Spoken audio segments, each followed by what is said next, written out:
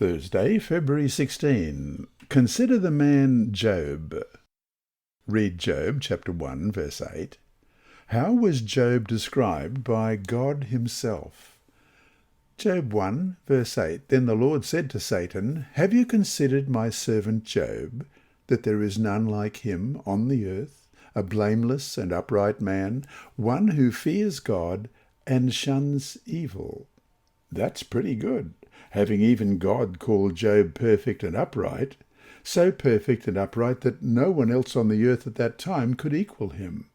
Again, these are God's own words, verbatim, about Job.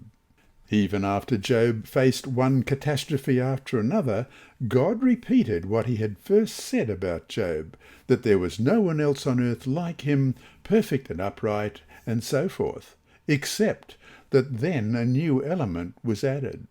Job was still all these things, although, as it says in chapter 2, verse 3, you incited me against him to destroy him without cause.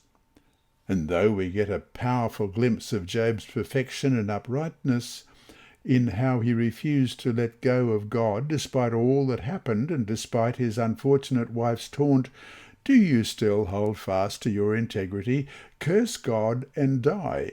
In Job 2, verse 9, the book reveals another aspect of Job's life before the drama had unfolded.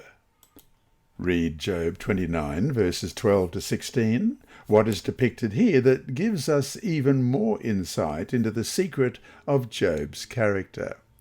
Beginning at verse 12 of chapter 29, Because I delivered the poor who cried out, the fatherless and the one who had no helper, the blessing of a perishing man came upon me, and I caused the widow's heart to sing for joy.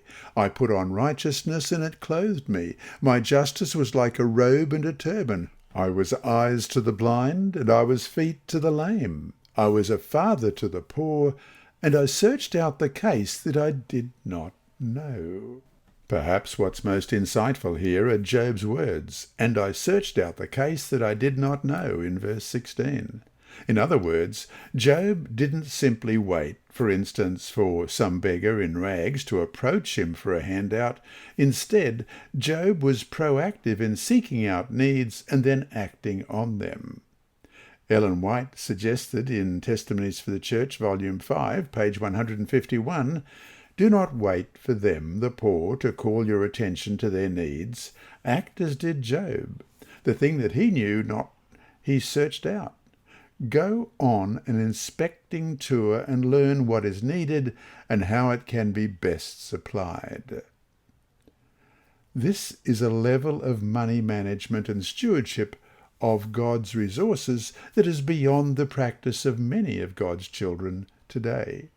And so to finish today, read Isaiah 58, verses 6 to 8. Is this not the fast that I have chosen? To loose the bonds of wickedness, to undo the heavy burdens, to let the oppressed go free, and that you break every yoke? Is it not to share your bread with the hungry, and that you bring to your house the poor who are cast out? When you see the naked, that you cover him, and not hide yourself from your own flesh? Then your light shall break forth like the morning, your healing shall spring forth speedily, and your righteousness shall go before you. The glory of the Lord shall be your rear guard. How can we take these ancient words and apply them to ourselves today? This lesson was read by Dr. Percy Harrold for Christian Services for the Blind.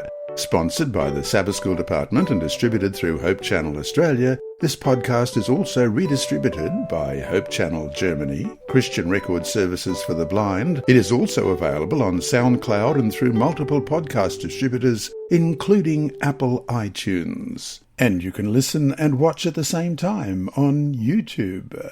Remember, God is always faithful. And here is a disclaimer.